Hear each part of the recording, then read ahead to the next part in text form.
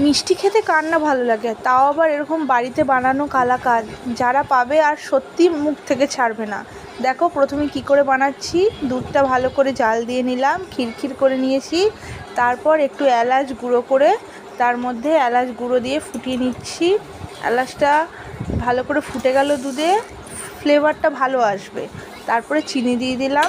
চিনিটা নিজের পছন্দ মতো, যে যতটা মিষ্টি খাবে। আমার বাড়িতে খুব বেশি মিষ্টি পছন্দ করে না, তাই হালকা চিনি দিয়েই ছাড়িয়ে নিয়েছি। তারপরে ছানাটা দিয়ে দিয়েছিলাম। ছানাটা প্রায় 200 গ্রাম মতো দিয়ে দিয়েছিলাম, সেটা স্কিপ হয়ে গেছে।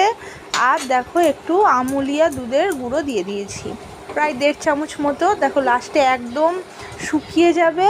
তারপর শুকিয়ে যাওয়ার পর খিরখির হয়ে যাবে। শুকিয়ে যাওয়ার পর তারপরে একটা কোটোর মধ্যে ঢেলে নিলাম। দেখো এবার ফ্রিজে রেখে সেট করতে দেবো। তারপর